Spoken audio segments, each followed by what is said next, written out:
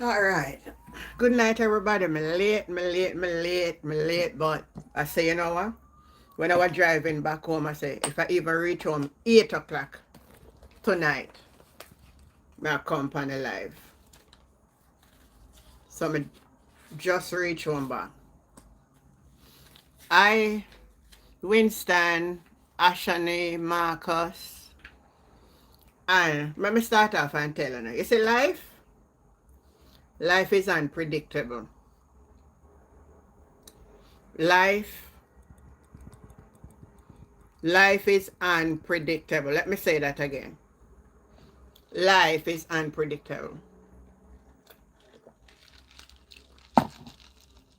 I notice every time when I say I'm going to come on a Saturday, something comes up. Now, people, I telling about how I inhale the gas and it irritate my sinus, even though my sinus still, I'm good otherwise, but there's a little draining of my sinus. So yesterday, I said, you know, I'm going to take 2 pills and go and lay down about, the 3 o'clock after 3 there. Only for see my phone rang.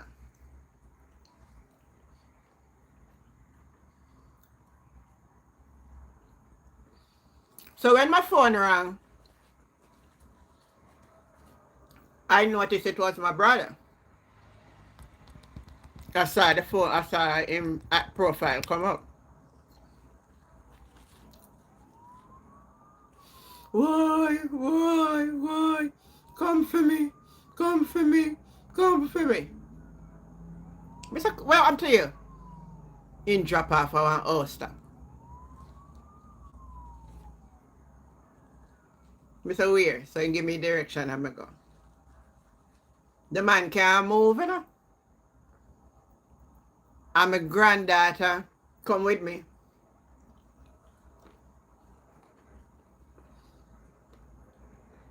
And lift him up.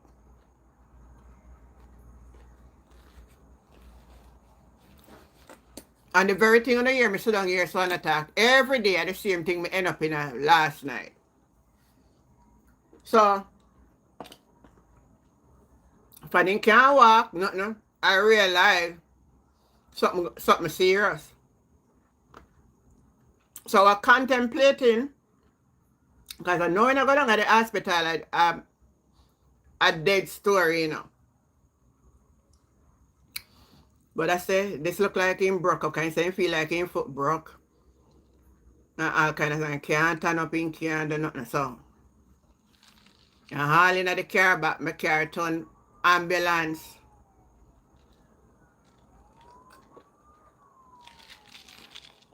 Anyway, when we reach,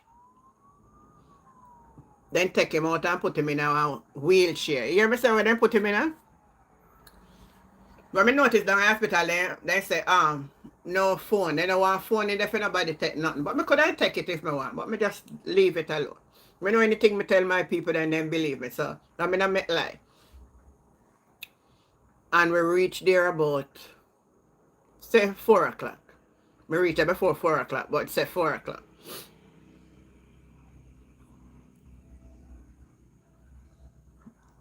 Then we wait. Then they call me back around the other part. We go in, the nurse take the blood pressure. The doctor put one something around his neck. And then them send me over in the emergency part. Then he put the car over there. Then put me in one little part now where whole I place bungle up.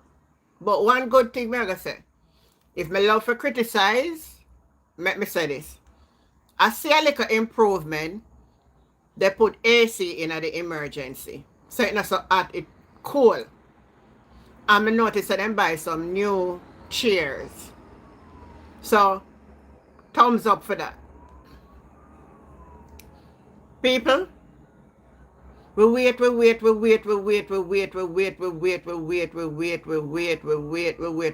10 o'clock I come in at night. That's how I see me come on last night, you know. Me wait. Me say, no man. I said, I'm not going to wait no more, you know. So I tell him, say, look here.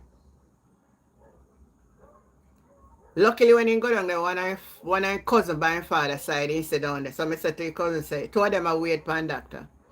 I say, you know, me I go left, you know, because believe you me, me no bed, me want to sleep, me drowse everything. First, good night, Ranch Hill. And people, me left him there to 10 last night. Open the door now. Please. Where's the do it? You want charge? Yeah. Oh.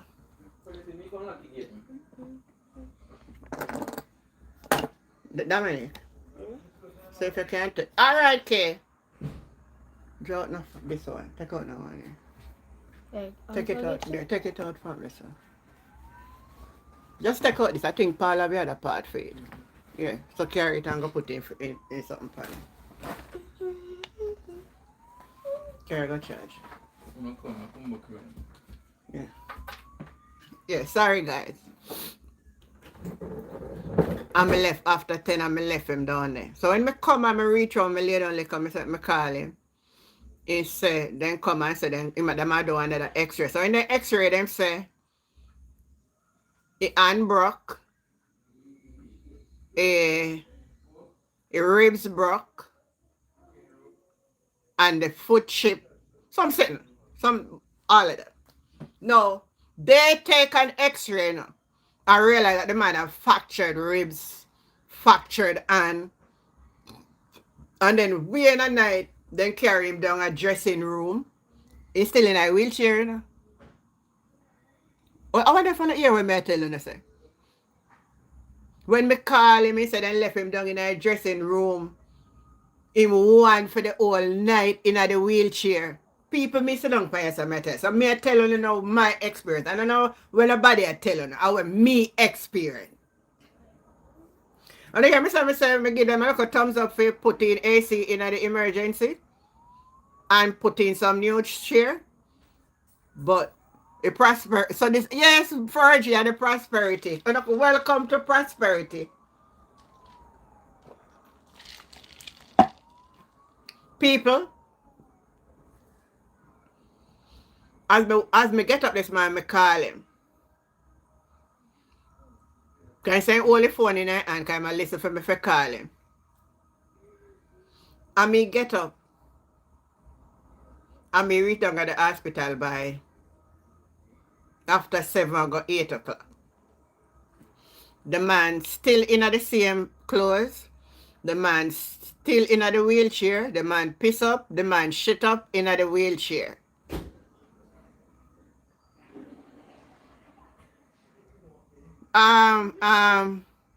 Betty, if I never me lift him up and my granddaughter hold him round his waist.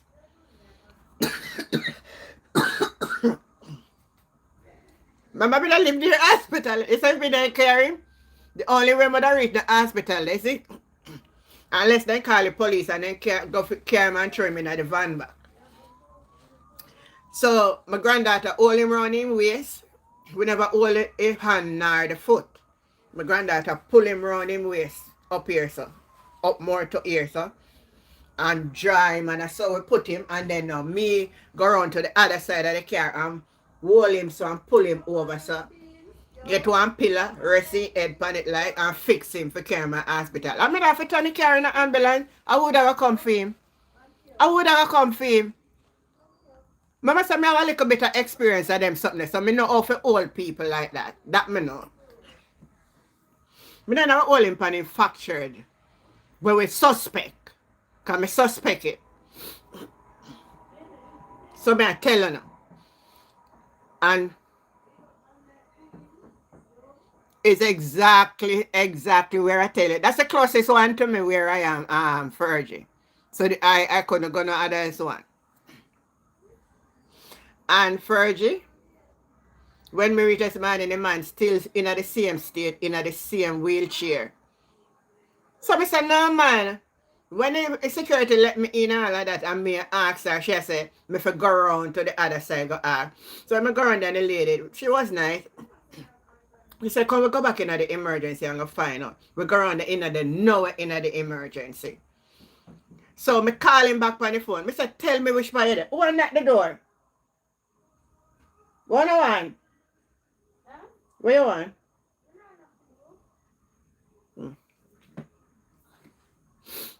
Me say, he said in down in one part that's near to the dressing room. So the lady know where. And we walk go down there. Same how we left him, I see him how he in there. And the lady said, oh no man, oh no. Because him said the doctor said if I go up on the ward. So I go back round to the emergency if I go find out. The nurse said him still not gone on the ward. I said, yes, him round there in a chair. She said, no man, this can't work. And by the time I did all I saw my friend, me say one of the guard, I don't recall them the people we work, I then push him and I walk with them and we go up on the wall. And we put him on the wall. Hear this now? Hear this. Remember, I go, they say I have to go buy pampers, I buy bed sheet, I carry wipes, every little thing. Hear this. Them say, we cut off the pants off of him now, because him foot then care. So one of the porter come cut off the pants off of him. But they never take off a shirt, because the nurse say, him that going to need the clothes that I carry because them are going to put on gun on him. So then we clean him up and put on the gun on him. I want to hear what I say now. When I say I come on late, I just come back from down at the hospital. Oh, I'm Tony, man. Come here. What you want?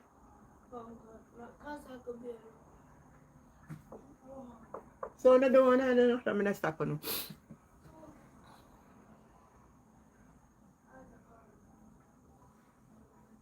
You know, hear what I tell you? Then make sure I tell you, so, as me know already, but they start to know the whole thing already, so me did, from when we are go down at the camp go drop him, I come back home and go back again, yesterday, So me did already put toothbrush, toothpaste, rag, me bring brief and shorts and shirt, and me bring towel, me bring bed sheet. Because me understand that. I know the good night.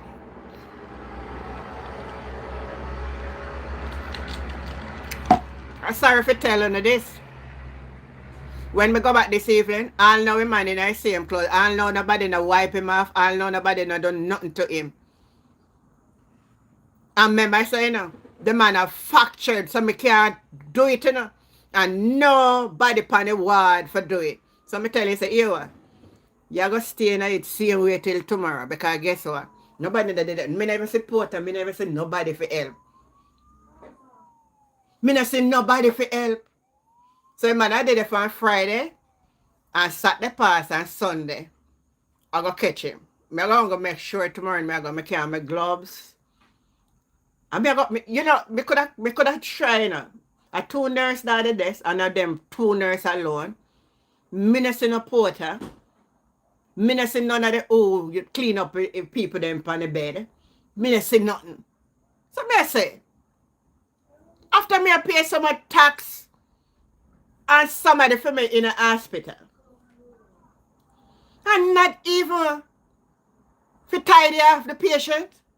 Me I say also the old people there, you can say all the pampers them wet and soak. God Almighty, man. An animal house? An animal house on our run? Or a human being them not have in a hospital? I'm not dress up on yourself, man. I'm not dress up on yourself.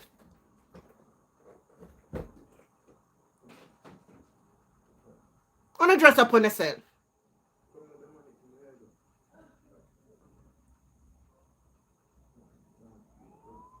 I'm not dress up on yourself, man. As long, let me tell you something about healthcare and one special thing you are told in healthcare. The main aim is to preserve life. The main aim when you go into any medical facility is to do what? Preserve life. That's how you treat people.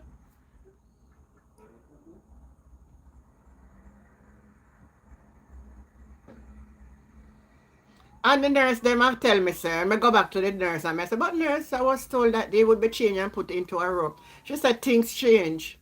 She said, even though they say that in the morning, that doesn't mean that things don't change. So that means things change, that's all. No, me still left him in the same clothes.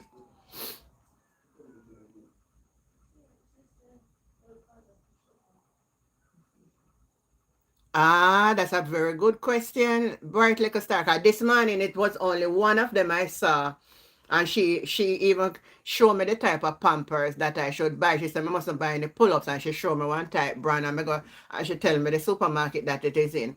And I go exactly there and go buy the very same thing. And I buy one something my bed sheet too. And bring them from this morning. And I still go back this evening and nothing to do. Nothing. That's how I carry the things them have me find something them for care. And Uno tell me say, Uno not nobody for use the things when me carry.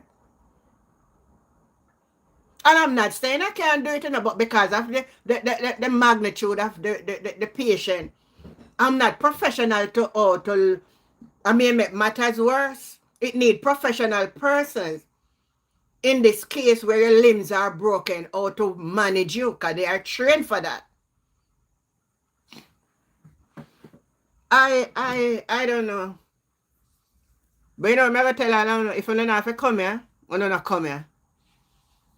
If you don't have to come, because anyone away will get sick, you don't come here. Unless you don't have a big money for go up at UE and go up on 28 Wing, Andrews Memorial, and you can go them the hospital and get good, decent care, you can come. Other than that, if you not for go to government them hospital, prepare on yourself.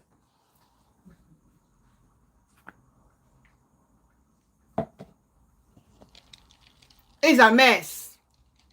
And this is not acceptable. And honestly, I think the two little healthcare workers them a try them best like the doctor and the nurse them. Have your money put on and make sure you have health insurance and you can get good health care. Tell me, I tell you for now. Me know so some we not have to come, but some have to come.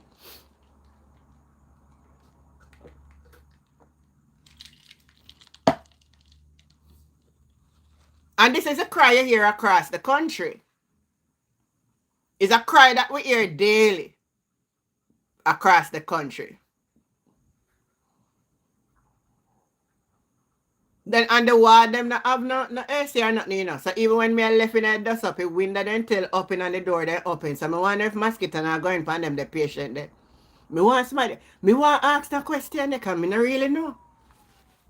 Me not feel none when me did it. So me not know if it's something they have for them make no some repellent or something where they have. Me not feel none, but me say, if the window and the door then open, and you know when dust up and when mosquito come in,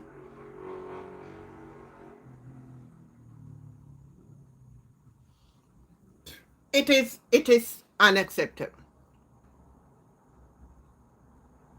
You know what is it? You know what is the main thing? Me see all the Prime Minister gone up a foreign diaspora conference. And you know when they're gonna tell them say that the country, hold on, make a find the article. I don't want to quote it wrong. What me do with it? I want to make sure I quote him right tonight.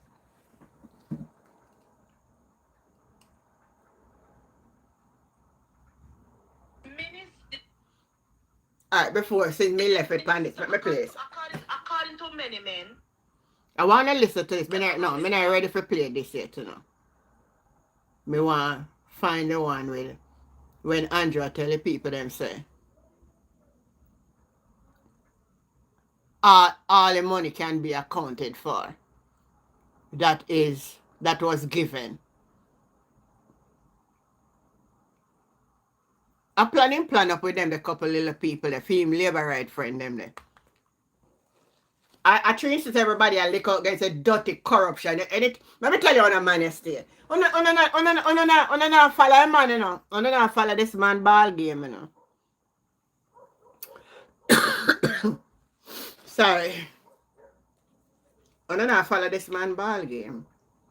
Anytime the country and the people them a lick out against him, since they come out and the PNP keep talking about the roofs and all of that. Andrew come out. He said we last year when we talk about something he go get. He said him turn doctor Then him go another college and him get doctorate.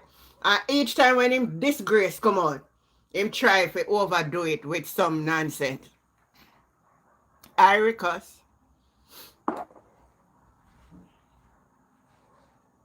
Oh, before I go any further, I have something I need to say. Is this someone that will come on my platform on a scammer? I don't come off on my platform. I don't want to scam up on my platform. I'm maybe telling you something. And then I will get nothing from me, you know. So don't nobody try. No, Nadi, can you believe? Elaine, if you have money to go to the most prestigious, you'll get the best healing. But if you have to go to the government one, prepare yourself for hours. The doctor can tell me, say, oh, no, if you just exercise a little patient. The time I told 10 in the night when you might tell me for exercise a little patient, you know.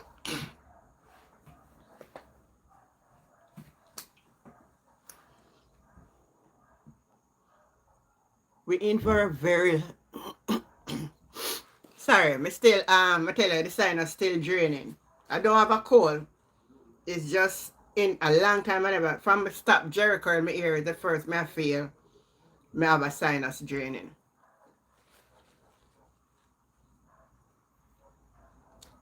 If it continues until Monday, I seek medical attention. Because I've been taking I take multi-symptom, I boil turmeric, garlic, all of that. It's much better, but it's still not healed up yet.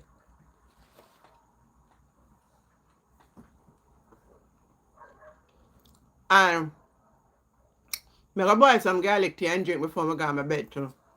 I should make it boil and make it go and simmer, you know.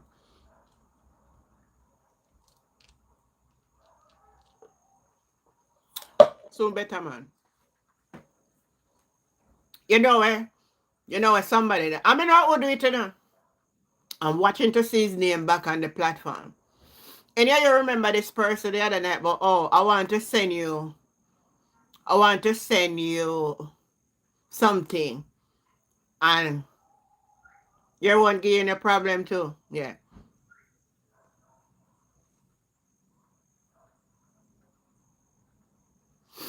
Expensive up there in our cost. Remember I said me did it for how long, you know, if you have money for get healthcare came out, you get the best, I'll tell you that. But it's very expensive. Even the cotton they use up there, they charge a fee. But when you talk about you're in a good bed and in a AC and comfortable and get good decent food, you'll get that. You have bell where you just ring and by your ring, somebody have to answer you. The person who came on the other night, and I hope you listen to me, don't fool with my platform. Because fast as I give you, you send me a message on Facebook and a request on Facebook. Anytime you want to behave the way on a scammer. And this platform don't welcome any scammer. Because you don't have nothing over. If you can take me and scam me and carry me, go lock me up in your house, it don't make no sense because you're not going to care. Oh my, I'm not going to get it now because I'm not leave the yard for the rest of the night. I'm not go back on the road. I've been up on this road I found last night more than how me do it in a 1 month time. I carry him down there. I left him and my granddaughter. I come back up, I pack the bag, I go back down there. I did them wait till when. I get up this morning again and I go down there. I go back down there in the lunchtime when I say a time again. And I go back 3 trips, I make that to them. I can't I mean I go back till tomorrow evening. Very busy. You don't know what the person do? Send a request to me Zelle requesting $50. You're so bright and out of order. You don't even know who you're dealing with. Sending a request to me Zelle for $50. Go work. Go and work. Go get yourself a job. Out of order. Anyway, Me go make on the ear. And I remember the other day me play about Fergie good night again. Hold on, I have something for sure. When last time I ever see one jelly coconut so big? Look here.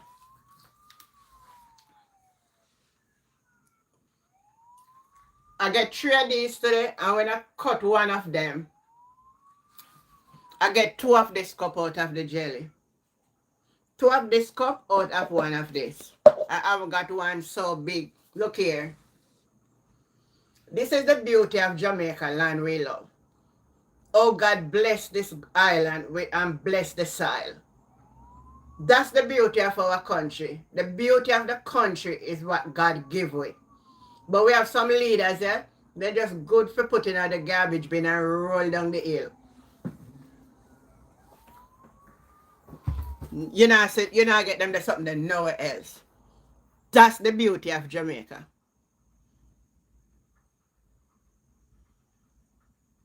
Where's the night in turn?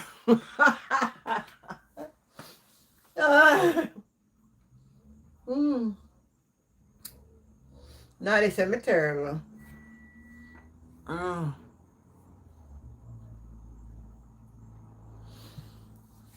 Me say, me know you don't want one, man. Me say, when me see man with them today now, but hey, by the time me want buy more, everybody just buy off a coconut them.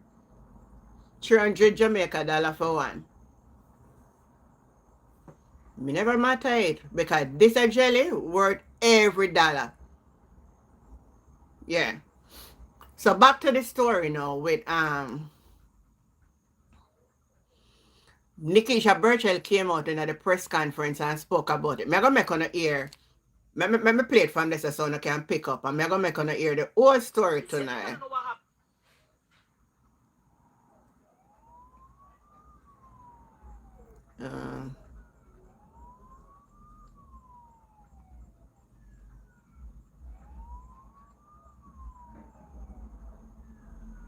Alright, so I'm going to play Nikisha Burchell, what she say.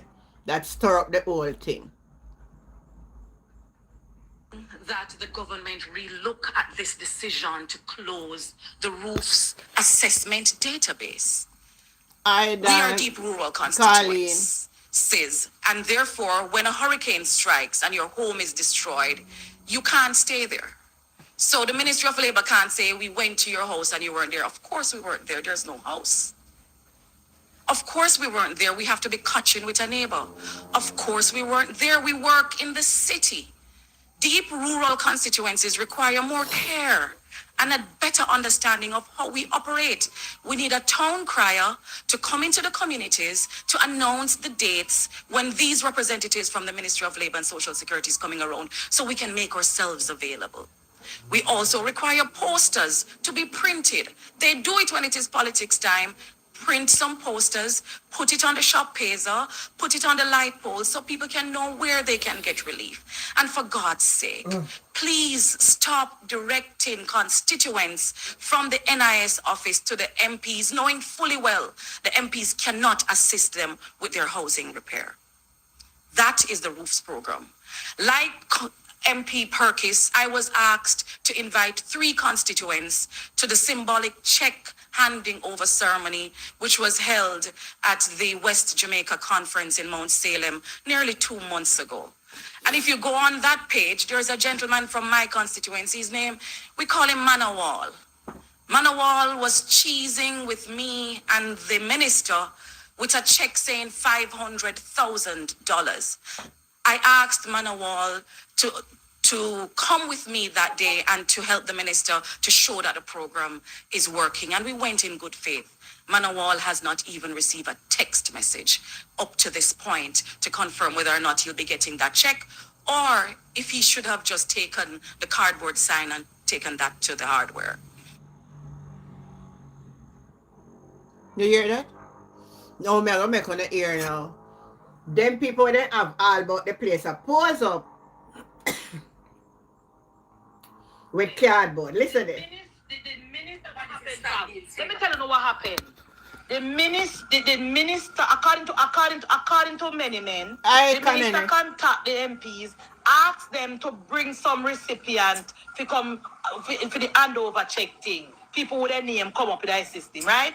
When the person come, they gave the person that check to carry up there with 500,000 on it. According to the minister, the person at the ministry told the person that even though make you a 500,000 check for all upon, I told you'll get when the money come. The person says, yeah, yes, and agree, and go all the check. They take the picture and then put it out, and with the person name, I want to check with 500,000. Put it on the prime minister page. The person no say. Then you don't get no 500,000, but then still go with something. And then when time they get them 200,000 now, then call the MP and complain and say, how they make more than 500,000 a check and put me on Prime Minister page and only 200,000 me get. I am saying fabulous. That what happened, fam. Let me tell you what happened. The minister... So all on there. So all on there now. So they put $500,000 cardboard check for people stand up and hold it. For trick we. But the person we are only know so they not get the 500,000. But we out here look and say, oh yeah man. Them I get hey, don't come here. Come here, Jesus, if you're not busy. Come down to Jamaica, yeah. We need you right now. Hold on it. So Nadi.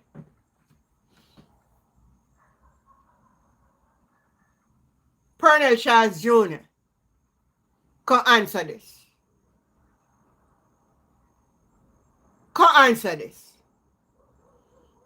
So when Rosie did come out and talk, say Donovan get contractor and never pay the contractor the amount of money when they say and swingle it out. A true.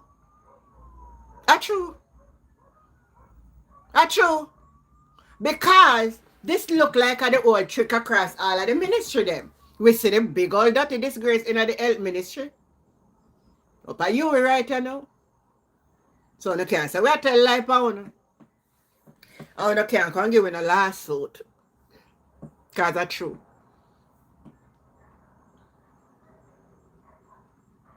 Some people, when you hear this, they come out with big cardboard check. 500,000. But the person who all up it is told that you will get 200,000. But the part about it, if they mean we get it 200,000 in a matter, kind man, we all up a check, and now we need to say dollar much less $2. Good night, Fergie. Good night. How you doing? Jen. Good night, everyone. Yeah. The trickery we are going down here though. I know, but it's normal. It's part of the course. Unfortunately, I don't want to say that, but it is. The people of that country, they need to stand up. They need to stand up.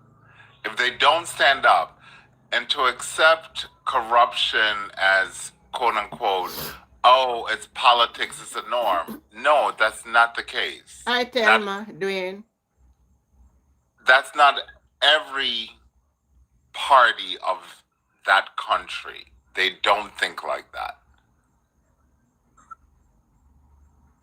And that's a problem because everyone assumes like, so the JLP and the PMP, they're one of the same. No, they're not one of the same.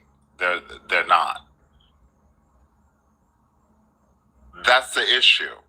And people... 1 minute further. Cynthia, yeah. What Munchie is trying to say now, she not even understand what she's saying.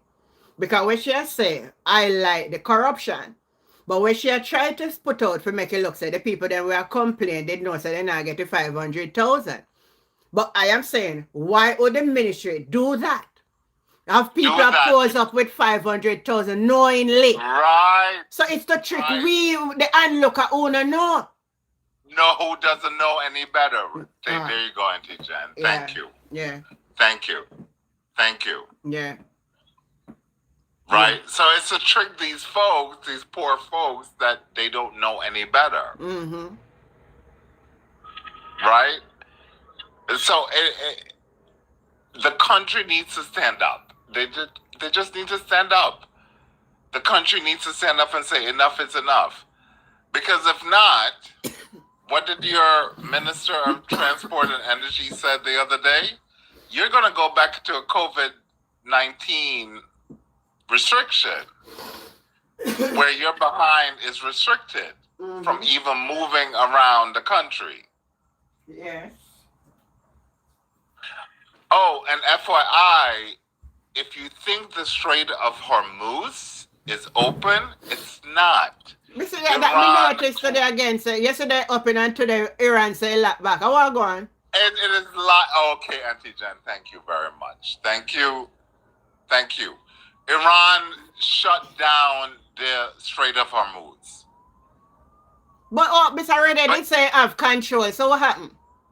He has no control. Auntie Jen, he has no control. He has no control of the Strait of Hormuz.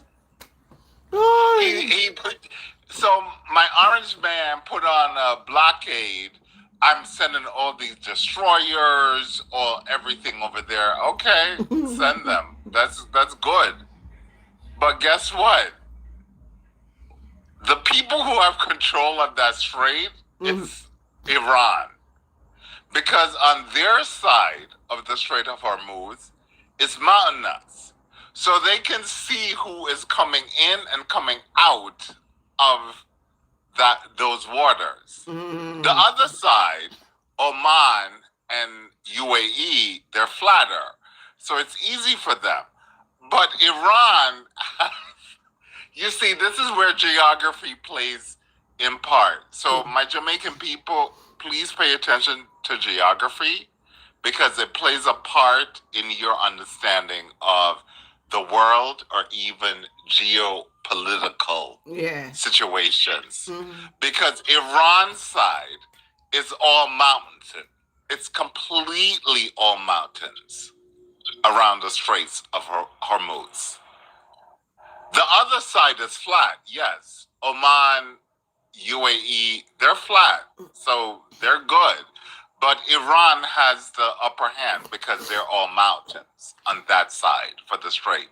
So they can always see you when you're leaving and entering the Strait of Hormuz. Oh. I don't think people realize that part of it.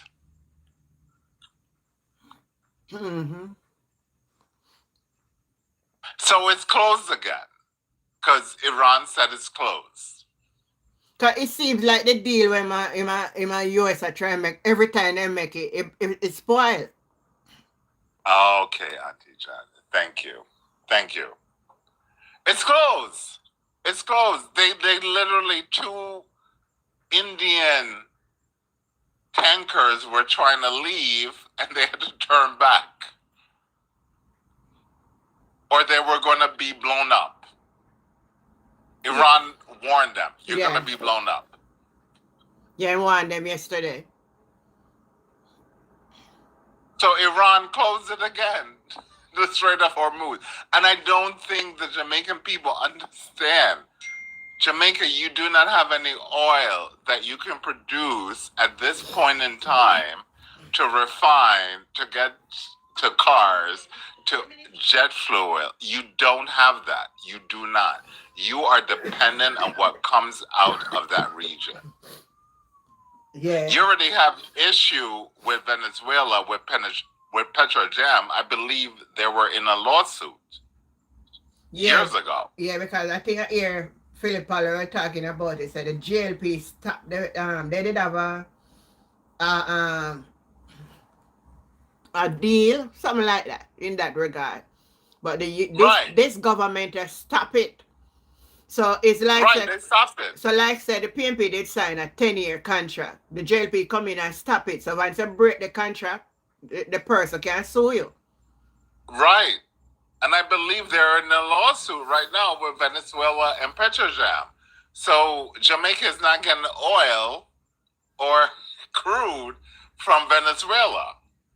And then Venezuela not control the oil again, Mr. Redhead.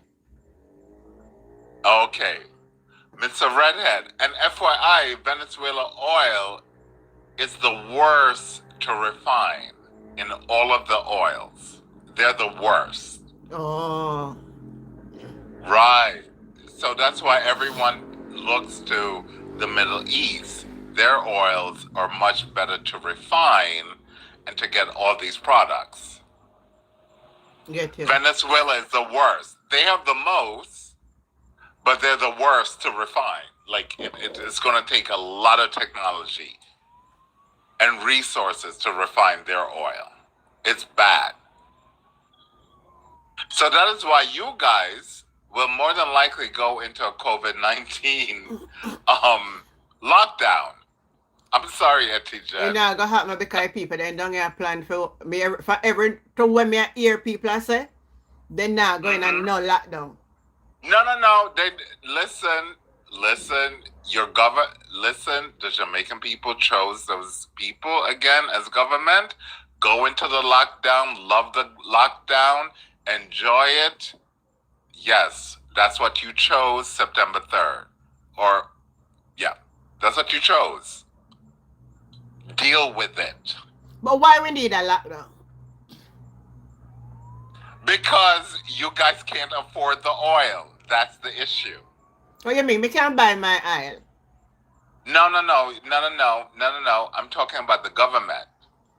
So they only can afford $60 a barrel. They cannot afford $100 a barrel of oil. Yeah, the lockdown now gonna slow the economy down again. Okay, Auntie Jen. You see, this is why I love chatting with you. But you see, the Jamaican people will not understand that part of it. It's going to be a lockdown. The economy is going to go into recession. So I wouldn't be surprised that what did they give you? 1 million. Hold on the first. Somebody asked me where me I get the oil from. Me never mean to me I go import the oil. Me mean say if the oil even raise and the government import the oil and it even price oil, me can't buy the oil. Me can't buy my gas. No. No, the person will ask the question. It's not that I'm going to import the oil. Don't misunderstand what I'm saying. They're saying because the price of the oil is going to be expensive. And Fergie was saying the government broke and can't buy the oil. So I say if the government buy the oil, that's what I mean. Even if it's expensive, I can buy my oil. So I buy and use it with caution because it's expensive. So why me can't have an option to buy the oil? Right. To buy my gas. Let me say gas. Because I say oil, someone don't understand. Oh, yeah. Say gas. Yeah. I think because I say, everything we say the oil, that's what makes it up. But so you're saying, Fergie, you're saying the government broke and can't buy the oil because it's too dear. They can't buy it. Auntie Jen, they can't buy it. Your finance minister budget for $60 a barrel for oil. So it goes up to $100 a barrel for oil. Yeah. Where you gonna get that money from? Where? All right. Where you get that money from? Say though. Let's say we used to buy 100 oil, and then now our money can only buy 50 oil. Buy 50 oil and raise the price. Who can afford it? Do what they want, and who can afford it? Turn it in. But me not say why you want. But Auntie Jen, that's gonna slow down the economy. Then when they lock we down, it's gonna slow down too. In a worse. Right. This is why the Jamaican people chose the wrong. Spence is saying all tourism and remittance are gonna slow down too. Right. I was just about to say that to you. You're going to have problems with remittances. You're going to have problems with tourism. You're going to have problems. It's going to have this domino effect. Well, I don't think... Hold on there, Fergie. Hold your word right there. Let me clear this. Little bright little star is the same thing I was just trying to explain. I use the word oil, but because we're talking about gas. I don't mean I'm going to import my own oil because I'm not in a refinery if I go deal with that. What I'm saying is the government. I'm like, oh wow, Auntie Jen, you that. Right, I think so. Let me correct my statement so nobody will leave misinterpret. I'm talking about Fergie said the gas is expensive and the government now have the money for buy it. What I mean, the government must buy the dear oil, raise the oil, and make me buy my oil. But let me just keep on saying I. Let me buy my gas.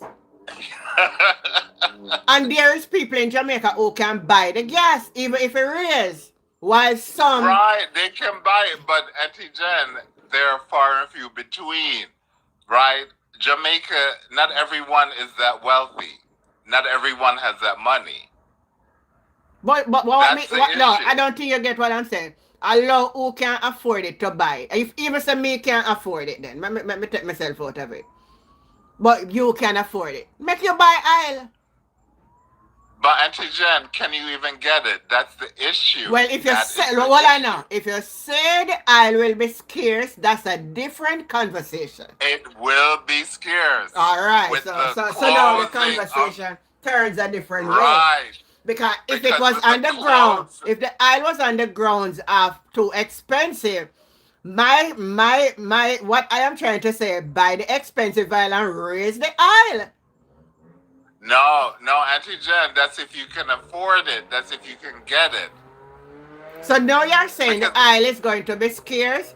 Now I understand that the aisle will be scarce. So if something is scarce, right, it means you're not gonna get it. right. So China is a big importer of oil, right? Yeah. So Jamaica does not have the money or the capacity to face off with China to get that oil. They don't. Jamaica will not have that power. You don't have that power at all. At all.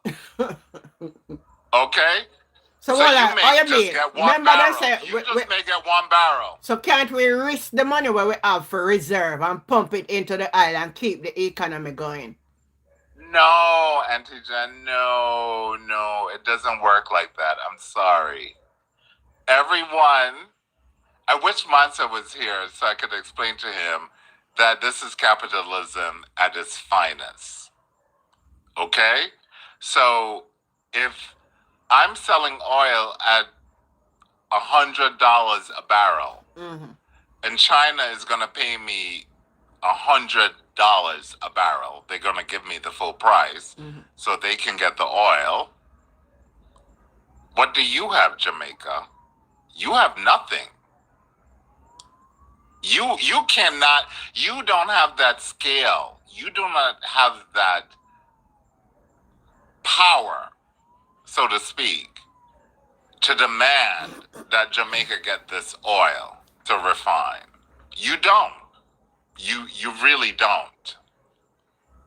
So all these other countries will get the oil, including America. We will refine it and we will do what we need to do.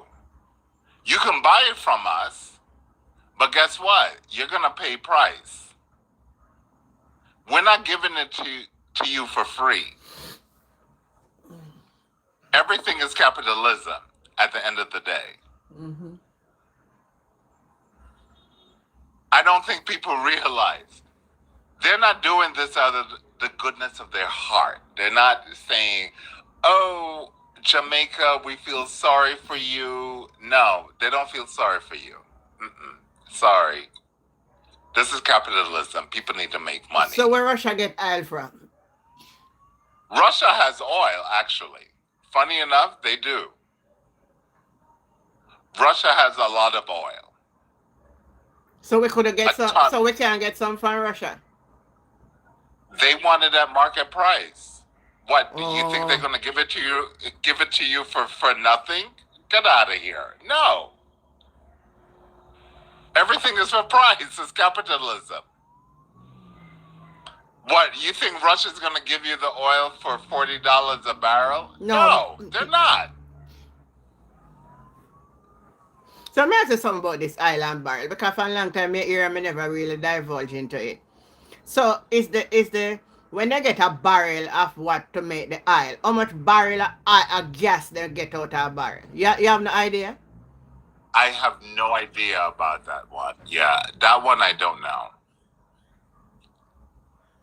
Because remember, a barrel of oil produces gasoline for the cars. They produce jet fuel, right? Remember when me and I forgot the guy, we were texting or on chat, right? So you have they have to process it for gasoline for the cars. They have to process it for jet fuel, which is lighter than gas, and then you also have these other byproducts that comes out of it as well. Yeah. So I honestly I have no idea what a barrel could produce. 1 minute. Good night, Janet. Good night, Douglas. Mona, Diane. Good night. Anybody will miss out, good night to you. Yeah. But you know why I'm going that steps? Because sometimes when things happen, that's how we take a note of it, because we never try to explore this. And I think that should be something we try to explore to see a barrel of crude, how much gas we get from it. Right. That's the thing. I don't know how much, like, say, gas for your cars that would take, or your energy, because that's going to be your biggest thing, right? For your light, they're still using gasoline to power your power station. So now we need for really, really and truly launch out in a solar,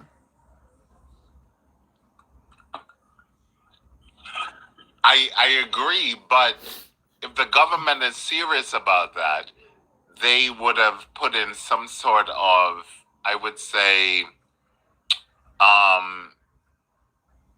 special considerations for people who are going solar.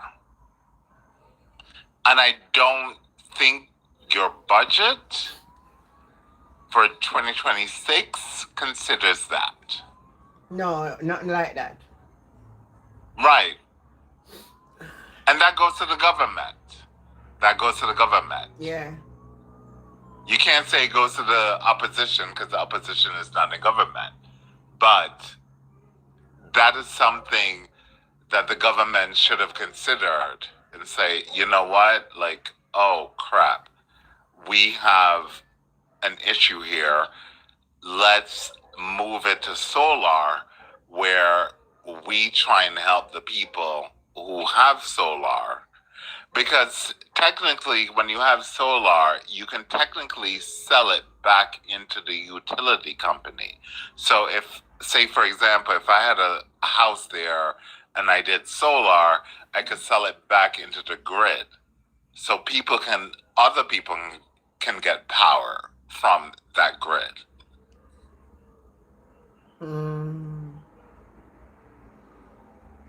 It's just going to be bad. Auntie Jan, just sum it up that you guys are just going to pay more for everything. That's all.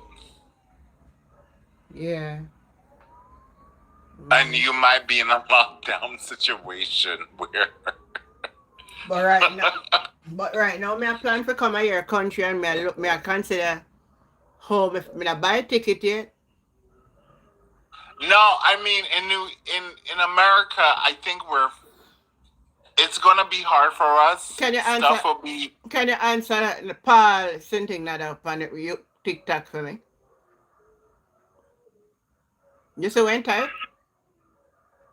Hold on, let's see. So PMP don't understand how a country run. I don't think that Paul even understands how a country run just in general, period. Because the JLP, they're the ones in power. So they're the ones that should be making decisions, not the PMP. End of story. PMP is not in power. It's the JLP is in power. I don't know where they want to come up with it.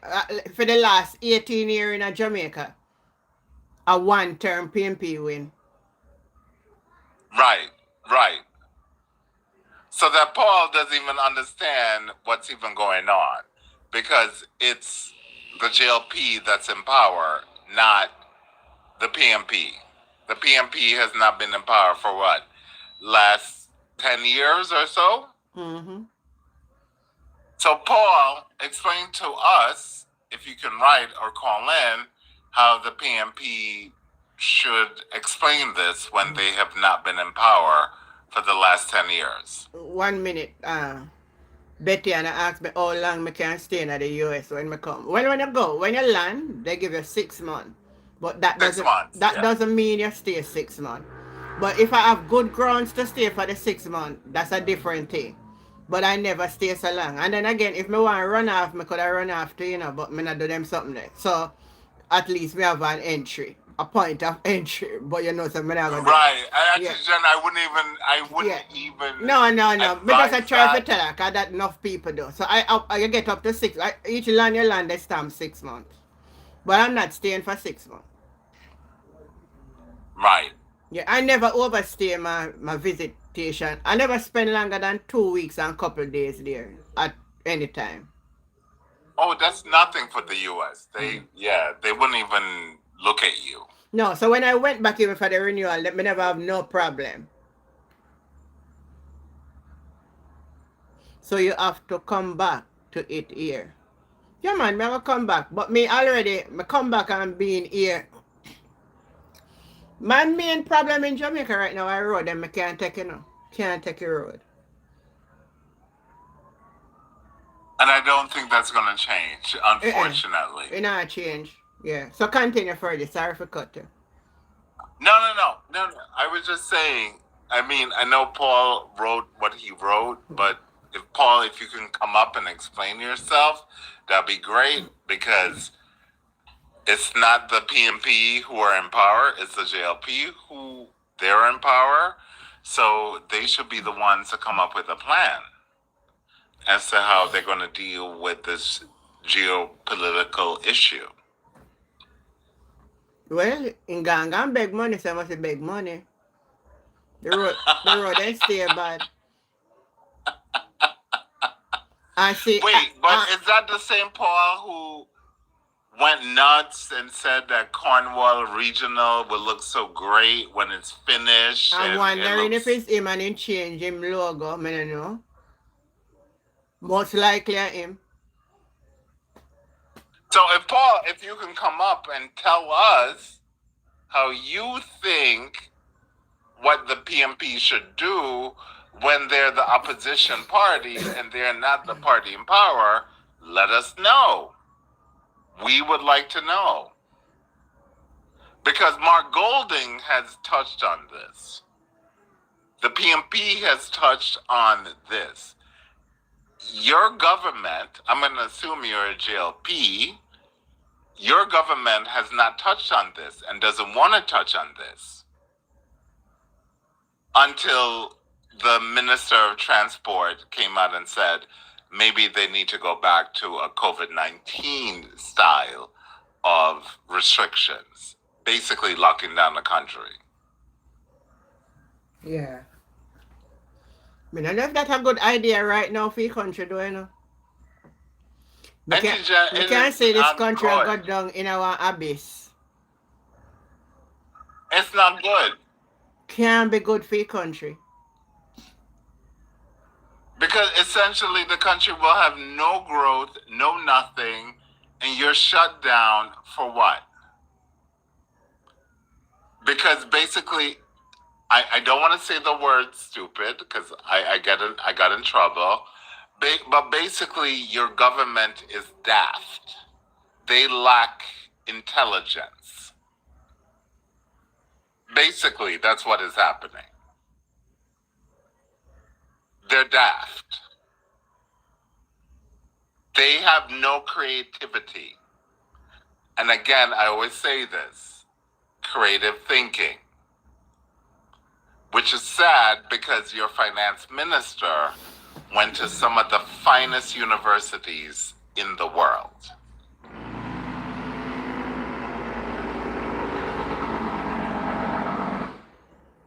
I chuck within big all night. Paul, not type nothing more in my comment. The next type me, I will block you. Now come talk against my party on my platform. I don't tolerate it. Come But Paul, no, I just saw what he wrote. But Paul, the PMP does have an alternative. So come up here and let us know why you disagree with that alternative. Sometimes I see them come back on different JLP, irritate my spirit. Because you could have never see the country at the way in and now. And you still a defend it. Because Auntie Jen, to be honest with you, I don't live there, and I make it known. But a lot of these people, they don't live there either, so they don't care. You're right.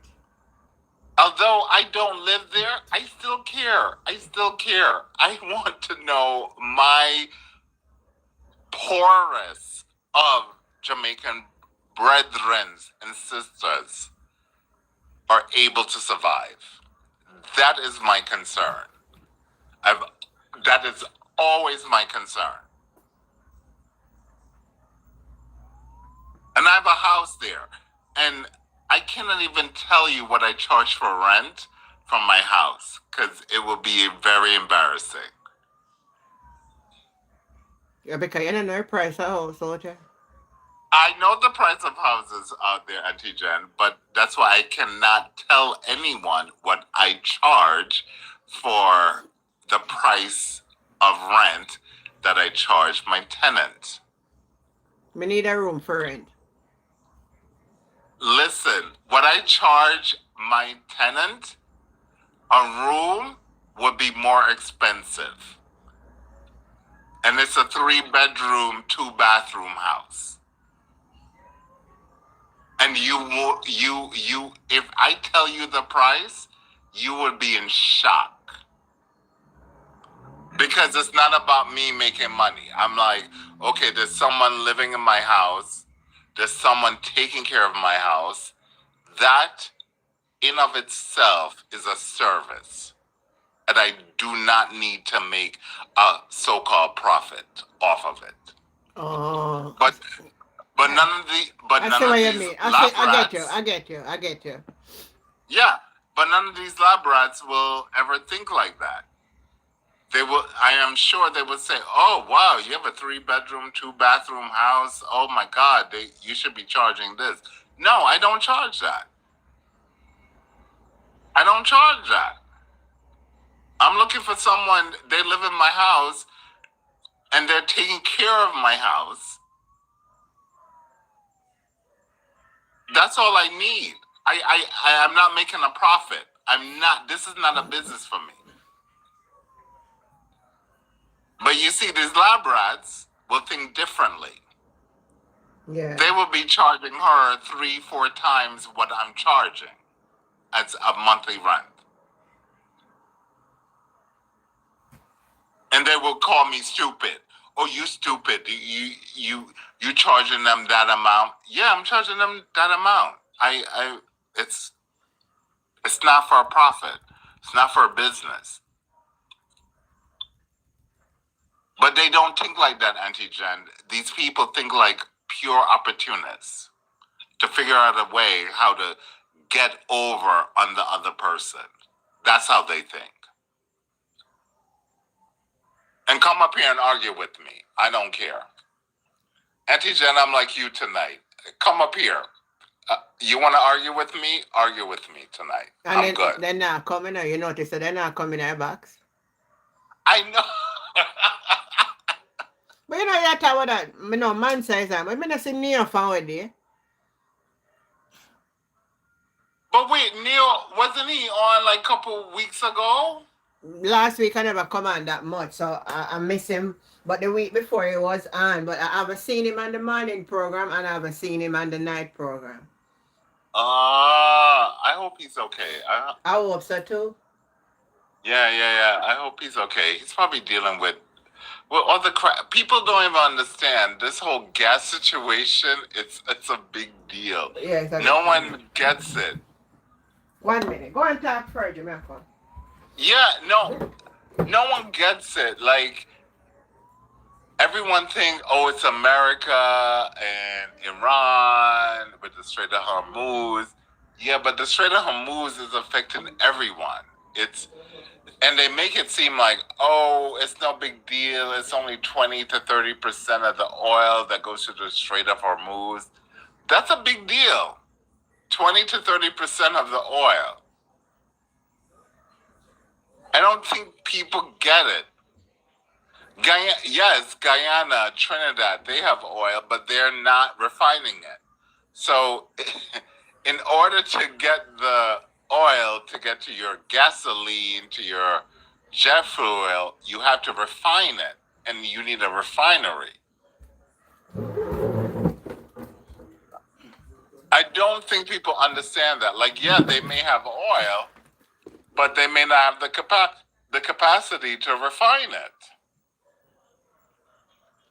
Mm-hmm. Just like Jamaica, I just saw the Minister of Transport and Energy. He said, "Oh, there might be potential for oil that we can look to drill for Jamaica." But yeah, you need a refinery that is equipped to refine that oil. Mm-hmm. And to be honest with you, I totally disagree with that minister because Jamaica is on a tectonic plate when it comes to the land. Mm-hmm. And I don't think they understand what could potentially happen. Not saying it will happen, but if you start drilling, you may have the potential, if they don't do it correctly. But remember, see, if them stop the drilling, we not get the tremors them like what we da get. Auntie Jen, you went right into exactly where I was going. Yeah. Mm-hmm. Okay, Jamaica is that island, unfortunately, it's susceptible to earthquakes.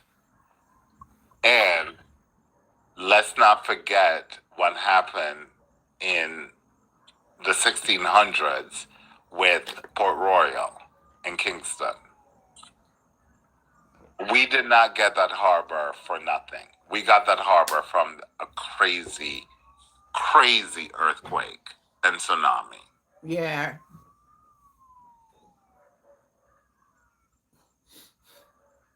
Right? And everything is about our beaches. Yeah. So if you drill, and guess what? If there are leaks, your beaches are done. Yeah. All right, one moment. I want to share this story about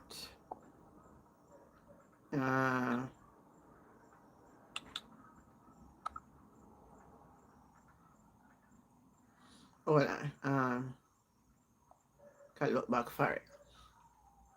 So what I was talking about Nikisha Burchell rebuts, and I want you to listen to this. I'm in Stonehenge Square, and this is Mr. Ransford Blake. He lives right here in Stonehenge Square. He had one of those homes which was right here, and Hurricane Melissa took it away. Hurricane Beryl attacked him first, and whatever was left, Hurricane Melissa took it. Right now, as you can see, he's living under a tarpaulin. He's had to use that as his shelter since Hurricane Melissa almost 6 months ago. No, I try to explain to the government that not every community behaves the same way. This is a deep rural community. We are farmers. So Bongo, as we call him, he's a farmer. So you won't find him here in the daytime. He's Douglas, in his farm. And they work there until late, and then they get back home. So no one has taken an assessment of Bongo's home to put him in the database so that he can be properly represented and be given some assistance. And if the system was working, somebody who lives in the square of Stonehenge should have gotten assistance by now. In this little square, Miss Adassa's family is right there. Her house is totally gone, no assistance. Bongo's right here, no assistance. The commerce and home that was right here at the square, no assistance. On the hill there, partial assistance. So, and down the lane you go, you understand. But in this little square, if the program was working, this square is the face of the community. It should have gotten some assistance. So I'm appealing for some assistance for Bongo He cannot continue at 78 years of age to live. You hear that, Fergie? A tent. Yep. A tarpaulin that he has made into a tent. When the rain come and you don't want to be at Stonehenge at night, it gets very cold. So open the system, reopen the database so people like Bongo can be a part of the system. I know you don't want the politicians to be involved, but the truth is it's the politicians that the people are coming to for assistance. And it is the politicians who know the community, who know the residents of the community. So better inclusion with the local representatives, the MPs, would better help to get the resources to the people who really need it. Bongo, tell them that you need some assistance. Yes, I need some assistance. I don't have any clothes, I don't have any food, I don't have any stove. I don't have nowhere to live, I don't have any bed. I can't find some clothes, go give me now. Yeah. No, seriously, me have So some did man anybody clothes. come here and take up your information and say they're going to give you some help from the government? No, ma'am. And you sleep here so every night? Yes, ma'am. And what time you go to your farm? At 7 o'clock sometime. And what time you come back? At 4 o'clock sometime. Are you there every day? And you don't see nobody come help you?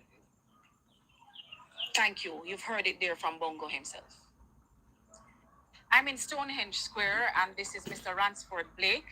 He lives right here in Stonehenge Square. All right, so you hear that? A 78-year-old man. Wouldn't these type of people be the one that the government should be looking out for? Who really benefiting from? Auntie Jen. Who really benefiting from this house roof business? Yeah. Why these kind of people would be first? Or wouldn't they be paramount? Can somebody on the platform answer it for me, please? Auntie, I'm so angry at how the Jamaica government are treating some of the citizens. It's disgraceful. If it's disgraceful, it's disgraceful. Oh, you see, Andrea asked to give him a container home. Well, I hope him raise it. Them in a better position when they ask them we get it more than me. But me have some clothes could I carry a game. But I see how that go though. Cause see me have my own like a problem for me now, so. Yeah, Auntie Jen, you have. Can't make me tell you the truth, you know. I'm not afraid to talk, or anybody in my community I watch me know. My brother,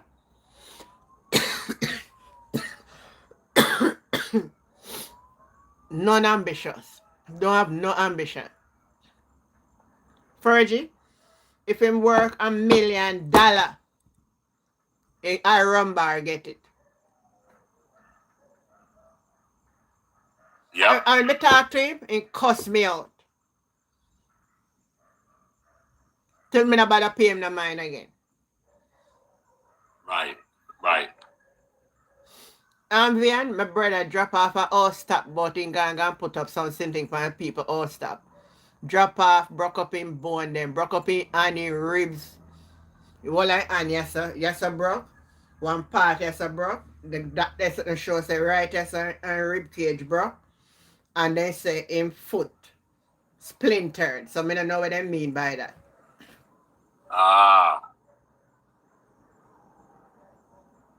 So basically, they're gonna have to put him in the cast for a while. Yeah, them I put him in a 8. I mean, if he got to, they go get it done, and they never can look upon him yet. So if I just lay down there till they come. That may ask if they give medication to them, so not even medicine then again. Not even painkiller. Now, you see, Auntie Jen, when you asked me the other day, and I said, what was the one thing that wouldn't make me move back to that country? It's healthcare. But I said to you, if you have your money still, you can go Andrews and Tony to it, pay your big money, you're all right. Then treat you good. No, but Auntie Jen, honestly, to be honest with you, I have friends who live there, right? And they're doing well. And even dialysis, they had to send them to UE for dialysis. Well, when they do dialysis now, see him Dennis Gardner, Right. No, but this was before that whole Dennis Gordon thing. So even way before then, they had to send them, our good friend, to UE for dialysis, and they were at Andrews. And Andrews didn't have the dialysis machine to do it. Yeah, So they yeah. had to send them to Huey. I get you. So this was before Dennis Gordon and all that whole mess. They don't have it. Mm. The hospitals in that country do not have the necessary diagnostics. All I need for do put them in, you know. Just put them in. Put them in. They can put in everything. That's all. That's all. The whole of money we are going to miss now waste can't do it job. Even to get MRI or I can't even say x-rays because I think everyone could do x-rays. But even just to do MRIs, they had to go to different places to get. Come on. How is that normal? And then friends set up a lab them, so them. I know. That's exactly what it is. Yeah. Because their friends, their nepotism. You know, I go in, I have no idea, but I'll set up a lab somehow. I have no idea, but if I'm friends with them, yeah, I will set up a lab and you will send all your people. This Paul guy is annoying because he's like, what is the PMP representative doing? What can the PMP on TikTok? What is this person talking about? In other sense, man, I'm here because I don't know if the opposition for do the government take a government position. Right. How is the opposition supposed to do the government work? Then just chat nonsense.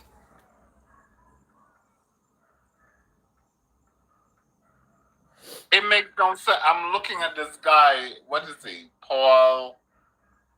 What's his name? Paul Sabarin, whatever his name is, on TikTok. Makes no sense. Yeah. So I mean, if Jamaica is serious, you would be serious. But they don't care because the wealthy folks can jump on a plane to Miami and get whatever treatment. Yeah. And FYI, I want to tell you, Auntie Jen, Miami is not the best of places to come for healthcare. Really? I'm telling you, it is not. Why you say that? They do not have the best of healthcare system. Florida, the southern states, if you want the best healthcare, you have to come to New York. You have to go to Chicago.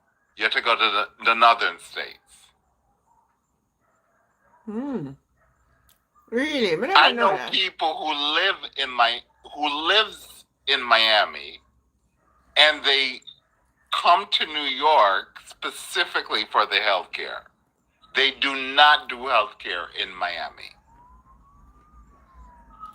But people leave from other small island and go Miami for They go to Miami because it's the closest. No. Even when I was in Cayman, a lot of them go to one named Jackson's Memorial. No, it's not good. No, Auntie Jen, I know people who they have homes in Florida, in Miami, Fort Lauderdale, and they come back to New York for the healthcare. Well, the truth of the matter, regardless of what they have up there, it's supposed to be better than with Jamaica. True. That's a fact. So whatever they get in Miami is probably that's facts. I'm not gonna deny that. But I know people who they have homes, second homes in Miami, Fort Lauderdale, and they come back up north to New York to go see their specialists and their doctors. They come right back to New York. They will cuss New York City because it's supposedly we're communists, whatever. We're not even close to that. But they will come back to New York City to go see their doctors and their specialists in New York. They're not seeing them in Florida. The best specialists typically would be in California, New York, Chicago. Those are the three main areas, main cities where you will have the best specialists, the best care. Yeah, somebody on YouTube said show Mona Labadan. Laban. Oh yeah, yeah. She said yeah, New York have the best health care. It has the best healthcare. You can't beat it. Somebody is saying Pennsylvania has good health care.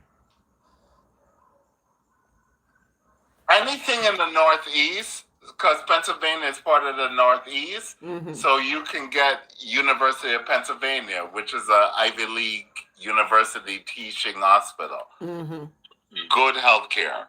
And they will have in between New York, Baltimore, so they can get to Johns Hopkins Hospital, which is one of the best hospitals in all of the world. Really? Yes, Johns Hopkins is the best. That is the number one. And where is that located? In Baltimore, Maryland. Oh, in Maryland. Okay. Right. So even if they're in Pennsylvania, they can get to Baltimore. They can get to New York. Get you. I get you. Not Miami. No one's going to Miami for healthcare. No one. But I think they said Jackson's Memorial have one of the best healthcare for the people that with big C. Yeah, it's okay, I guess. But it's, no, but Auntie Jen, they come up to New York. So They all come up to New Alright, York. so let me ask you a question. Let's say I am visiting as a visitor and can I get health care? No, that's a good question, and it's a tough question. I don't know under this current government. Under Obama, you would be able to. But Yeah. But this man cut out some stuff. right, Yeah. that's the issue. Yeah. Under Obama, you would be able to. Even under Biden, you would have been able to. But I don't know under this current government, I have no idea. Understand. Yeah, the old regime, you would have been able to get healthcare even if you're a visitor and you fell sick, you fell ill. They would have figured it out somehow. But under this current government, I don't know. Probably not, I would say, unfortunately. Oh, somebody is saying it's very tricky now is who you know. Yeah. It's who you know. It's, yeah. So somebody have to know and carry you to the health facility and then treat you, but that could maybe be recorded. Right. And so if you don't have insurance to cover, I would say like foreign incidents, they would probably need your information. And yeah, unfortunately, Auntie Jen, I would think Somebody say ambulance. So maybe if something happened to me, an ambulance have to take me, them have to look for me. So it would have be an emergency. Right. So under the Hippocratic Oath, a doctor can't deny you care. So that's the Hippocratic Oath, right? So they would have to care for you. But at the end of the day, I mean, even I in New York City, and I have insurance, I have to pay for the ambulance. Oh. Yeah. No, I have to pay for the ambulance. It's not for free. So you would probably get a bill. But I don't know how that works out, like if you don't have the monies to cover that bill. Okay. Right, but say for example, I'm here in New York City, I get sick, I call the ambulance, they come, they get me, fine, great. But I do have a bill to pay for the ambulance service. Oh, somebody just for the ambulance. Somebody said if me not pay the bill, I can't come back to US. Oh boy. Oh, that's really strict. Okay.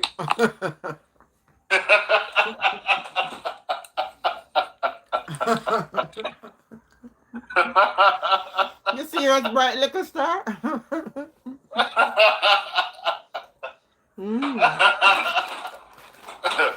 That might be true, given how situations are going nowadays in this country. I wouldn't be surprised. I wouldn't be It surprised wouldn't either. shock me. I wouldn't be surprised either.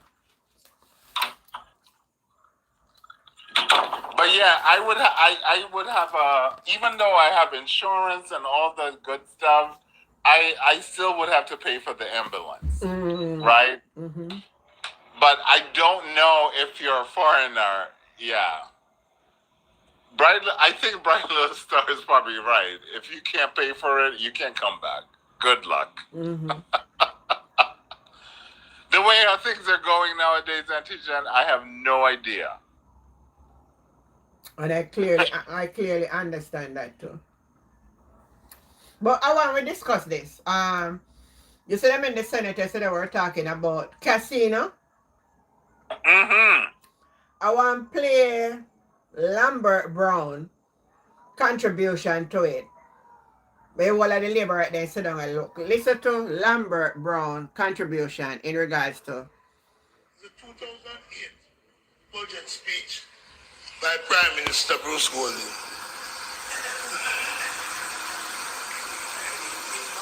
So I sent for it in the library a while ago. Because I recall, President, where I was on that day when this speech was made in 2008. I was driving back from a meeting in St. Anne, and I listened to the Prime Minister on radio in the car. And the Prime Minister spoke about casino gaming. Start on page 10 of his speech. And it said, because what I'm going to do today is read parts of that speech into the record. He said, the issue of casino has been a lightning rod of controversy for a long time. We have tiptoed around the issue, not wanting to embroil in the controversy. We have sneaked up on the issue while proclaiming our opposition to it. And he spoke about slot machine, etc. I'm going to go quickly to how he ended on page 13. It is our intention to dedicate the revenues from casino operations to a special fund to finance capital development in health, education, and security. That's 18 years ago. And in that speech, the Prime Minister spoke about the Dennis Leila Committee of 2003. Got the tree right? Yeah. Of 2003. And the fact that his government was going to ask Dennis Leila to set up a new committee to look at the way to deal with it, which is out of which the Casino Commission and so forth, and much of these regulations have come. So it's not Keith that this was done under your leader. It's a progression over time. It's a progression over time. It's a progression over time in which a baton have been passed. But also we must bear in mind that it is not as easy. It's not as easy as you all think. It's just not as easy to pronounce 850 million US investment. So, President, As we go through the then Prime Minister's speech, we found not promises, Senator Duncan, but agreements from 2008 still to be implemented. So this is what Prime Minister Golden said in 2008. In the meanwhile, the government has approved proposals from developers of Palmyra Resort and Spa, Montego Bay for you, Charlie, operating under a company known as Celebration Jamaica Limited, for a major new investment predicated and granting of a casino license. The investment involved consists of 2,800 new hotel rooms. Golden said, not 850 million, Senator Duncan, 1.8 billion US dollar. You hear that? Where is it? Good question.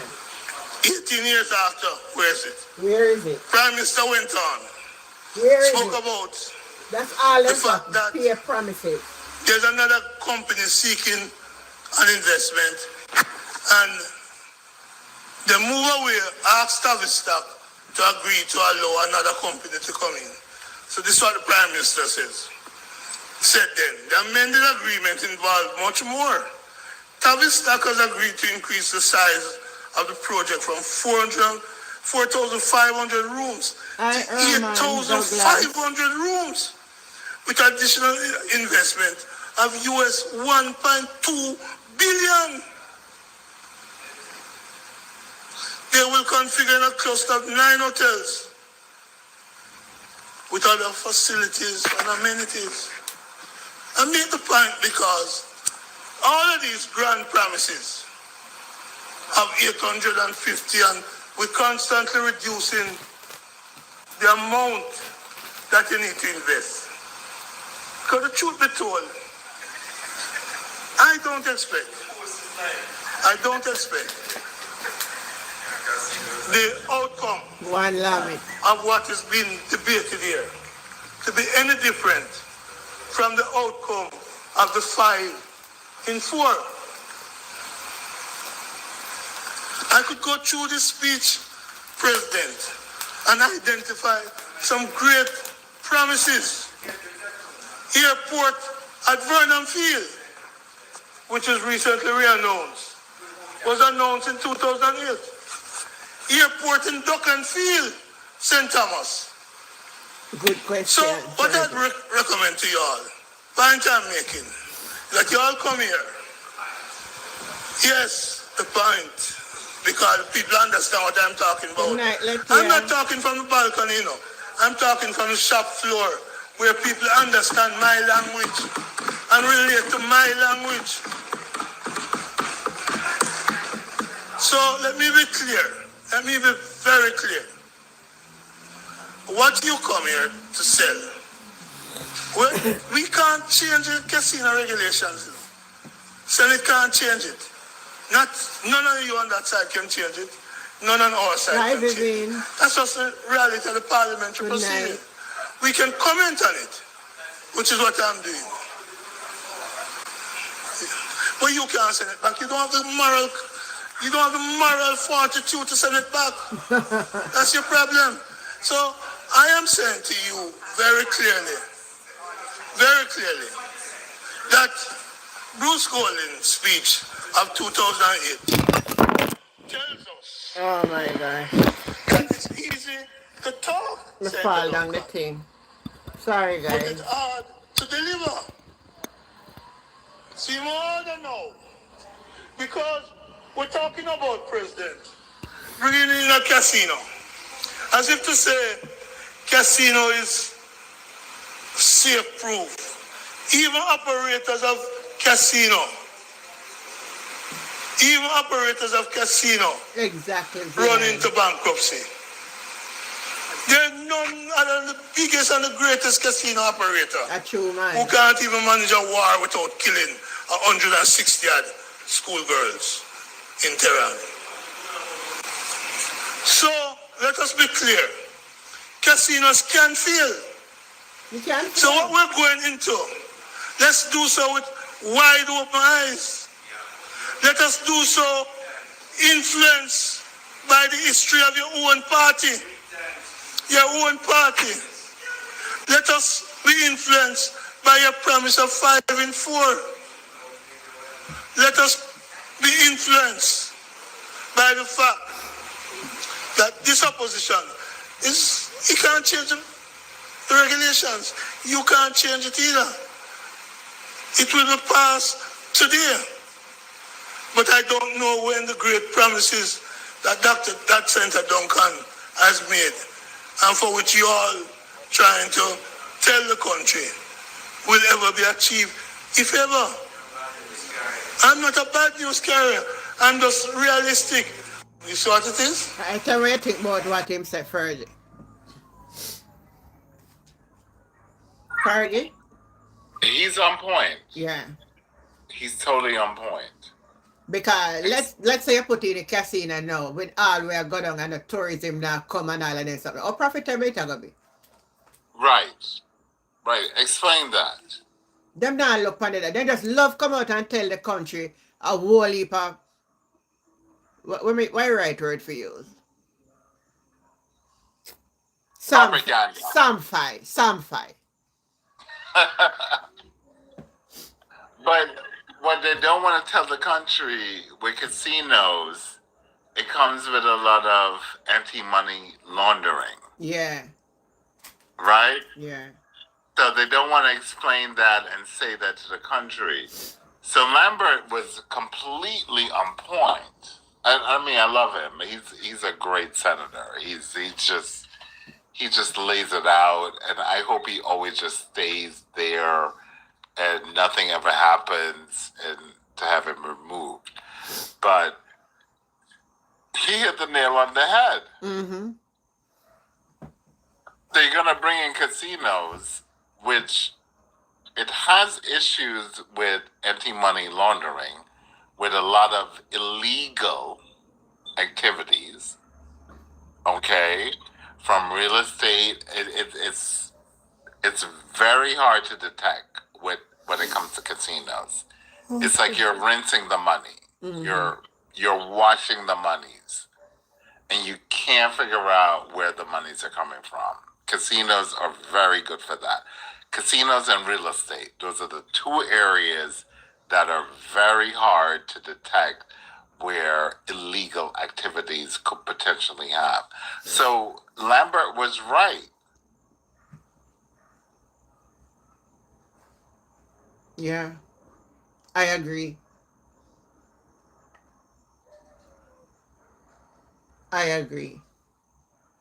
But I see where people may say that, oh, this is opening opportunities for others to get involved and for opportunities for people to work. So what, you're going to charge them minimum wage? What, $17,000 a week?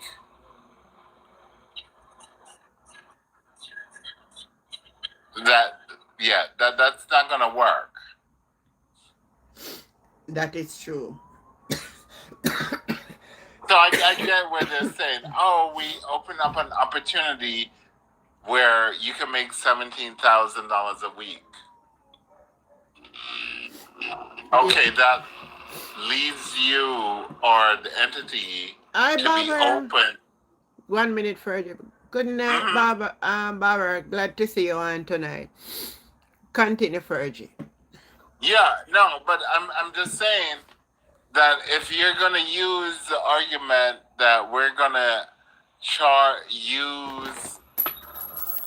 open these casinos and charge these folks minimum wage to work it, that leads you to potential corruption. Yeah. Because 17,000, Antigen, you and I both know, 17,000 a week is not able for you to have a livable wage in that country.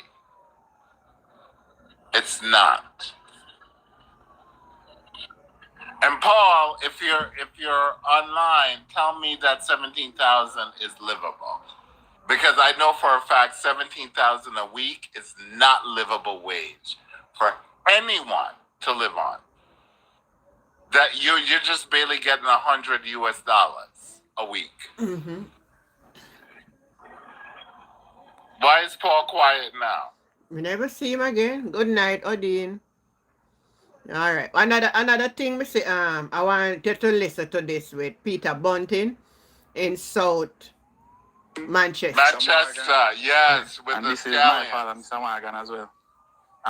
Here with Mr. Bunting, we're just leaving from the pump house down there. We had a meeting with our group and a group of farmers from the New Forest Agro Park. And what we're talking about and here to talk about is an issue we all are facing in this So you can listen to it. magnificent community where we produce scallion. This scallion, where we have here produced, we have been producing it over years now, for generations, and I could consider it a way of life. I could consider it a practice of ours for years now. So as I mentioned, if you eat jerk chicken and so forth, this is one of the main ingredients in the jerk chicken where you give it flavor and taste. And if you can look and see the glut we are all facing here with our fields being abandoned basically, because there isn't any market to take the produce, we have heard. And we have gotten promises from many different, I don't even know if they mention them as, because I'm so disappointed in it right now. If you know, say, so many of us invested hard-earned cash into this to make a return, and we are basically abandoned. And if you can look, there's multiple fields around us here. This is where we're standing in front of a specific field, a mine, one of 5. And if we had the time and you could view, I can show you many more that has already spoiled. And anybody who had done agriculture in high school and went to university can understand when a crop or a plant reaches the point of diminishing return, it doesn't make any sense to harvest. And majority of our crops have already reached to maturity, and it's next to diminishing return in a few coming weeks.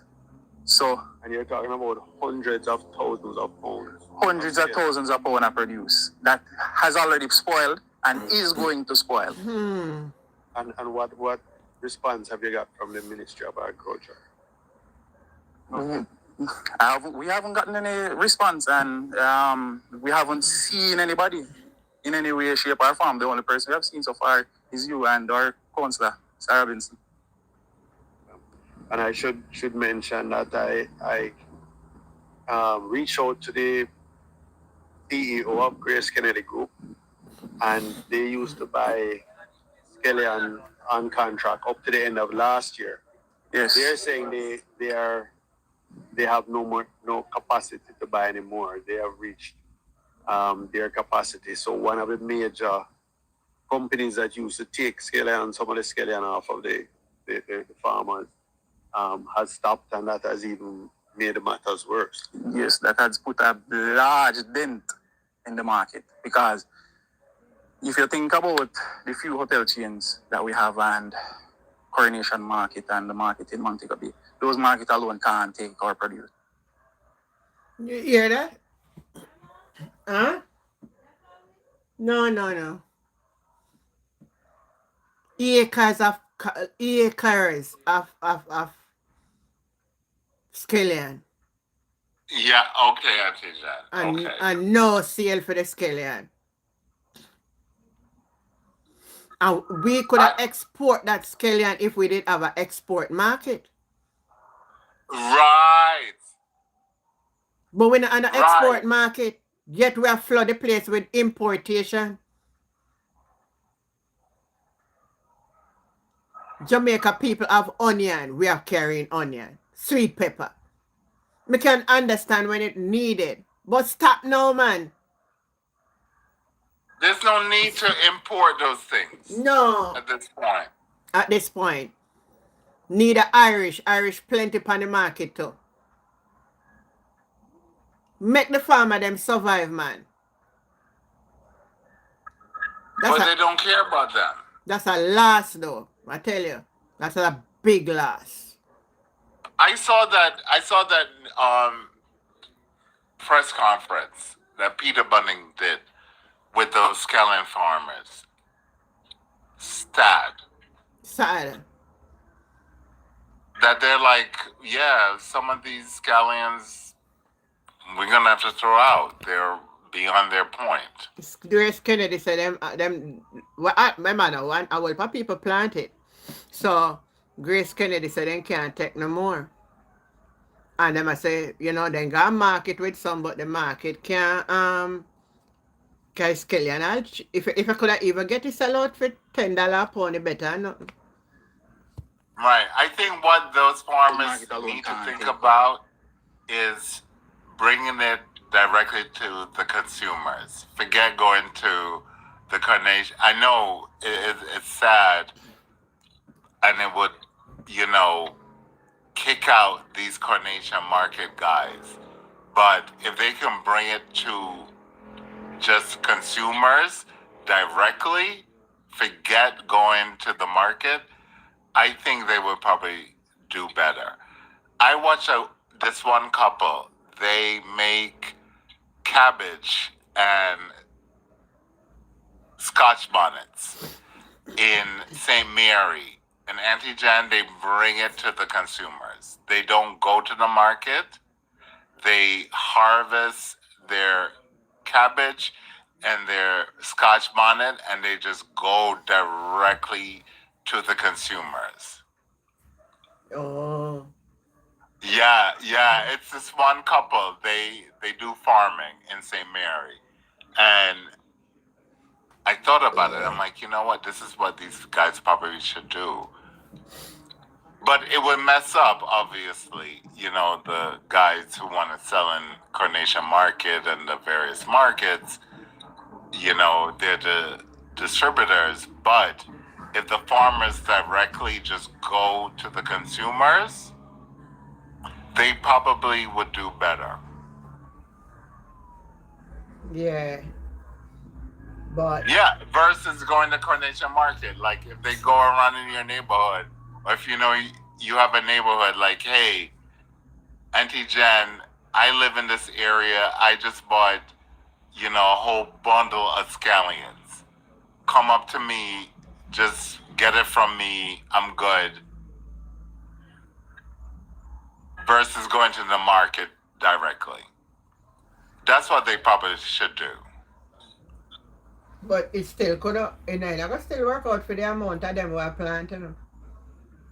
I'm gonna tell you, since the hurricane is like the soil get fertile. Everything you put.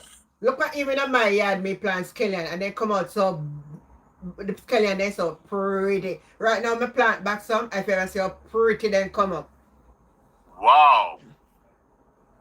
The soil coming like there was nutrient when the hurricane. After everything just a bloom. Except for banana. I heard banana, sorry. It'll come back little by little and come and say one and all about the place. But me never bother ask about it. But I think that's what the farmers should probably do is probably think about just doing it directly to the consumers. Mm-hmm. Forget about the distributors at this point in time. Yeah. Because I saw this one couple. They literally walked around their area where I don't know where they were. They were somewhere in St. Mary, and they had cabbage, and the cabbage looked so good. Yeah. And the Scotch bonnets, they had a whole bunch of Scotch bonnets, and they walked around that neighborhood and sold the cabbage and the Scotch bonnets directly to people. It wasn't through the market. They literally just walked through the area. Mm. That's what they probably should do. That's what the farmers should do. Yeah. At this point in time. Yeah. Because when I saw that press conference with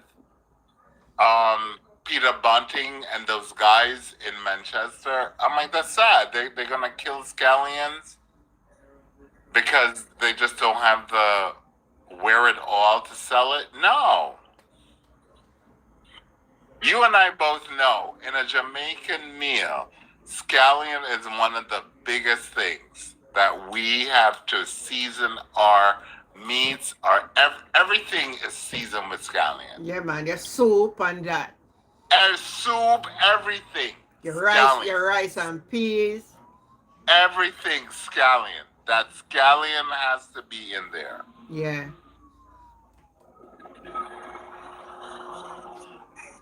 Yeah. Oh, boy. So what does Paul have to say about this? Where's this Paul? In Ghana. As let me tell you the labor they operate. They love eavesdropping. They love eavesdropping. But them not hold a conversation. Them not stay and hold a conversation. That's how they are. Because they don't really have anything to talk about, you know. A shame talk, you know. Shame talk. Because I answered him. Because he's like, where's the PMP representative? Okay, they're a PMP representative. Okay, so what? What's the next? They're not the government. I think these people feel that the PMP has enough that they can form government. The PMP is not the government. I don't know what they think. Everything them ask away PNP I do. These people ignorant and don't understand how government run. PNP if you go build house, give people them. Where them a criticize, where they get do with the money, where they not go build house, give people them. And them like erratic. Makes no sense. I even listened to this one guy. I think he was on Nationwide. Oh, the government can't build the houses, blah, blah, blah. There's no incentive for them. No, Auntie Jen. The Matalons built Harborview. They built Portmore. Yeah. The Matalons are not a government entity. But the government were able to pay them to build those scheme houses. So it's not a matter of having the government directly build. You can engage these folks to build at a certain cost. You're right. These scheme houses. Yeah. So this guy was talking like, oh, the government can't do it. No, the government can't do it. I get it. But they would engage with these developers, just like they did with Harborview. Matalon built Harborview. Yeah. Okay?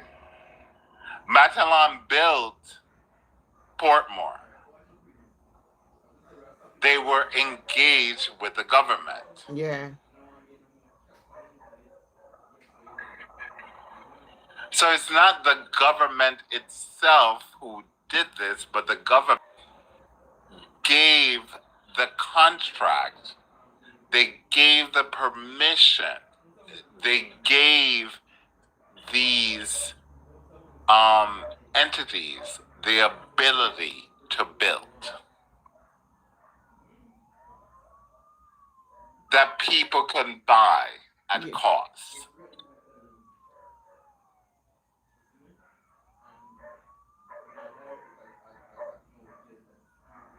So you see how they like to, I don't want to say hoodwink them, but they hoodwink these folks. Mm-hmm. Oh, the government can't do this, NHC can't do this. No, they can.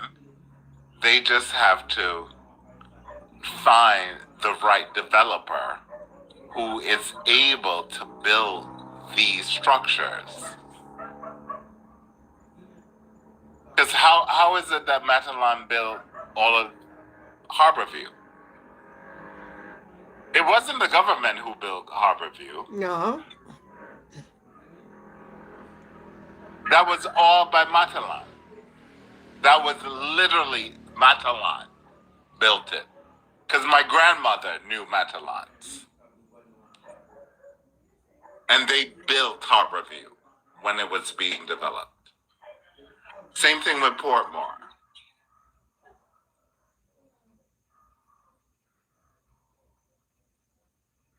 So the government has the ability to say, hey, we have these lands that we own.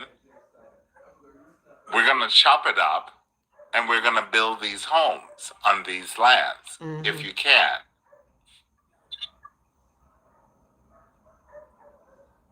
So true. A lot of people don't know them or something. But it's sad, Auntie Jan, why don't these people don't know this information? They don't go out here for them foolishness. Oh, they want to hear that, oh, there's prosperity in the country? What's the prosperity? Explain to me. I want to know what's the prosperity. No one then tell you. No one hear it too. Because I want to know what's that prosperity? What is it? Someone, please explain to me the prosperity on that country. You know, get your hospitals, all of them, all have diagnostics that they can get all these diagnostic tests. Explain it to me. I need to know.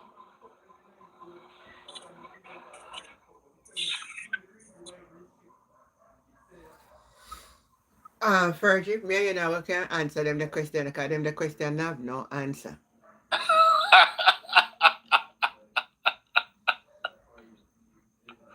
No, but Auntie Jan, these people, no, you have these folks, especially Paul. Where is he? He's gone missing. Explain it to us. Where is this prosperity? Because Auntie Jen has a situation where a family member is in the hospital and she has to deal with stuff. Yeah.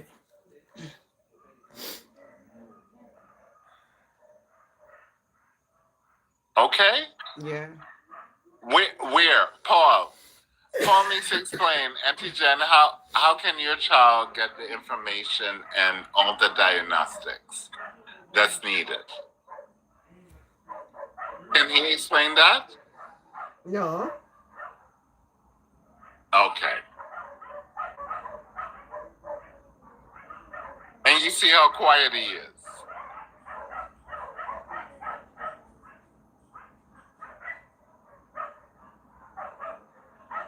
But again, as I said, he probably lives somewhere in England, more than likely Brixton. And Auntie Jen, I've been to London. I know London very well. And I'm telling you right now, Brixton, it's like downtown Kingston. Okay?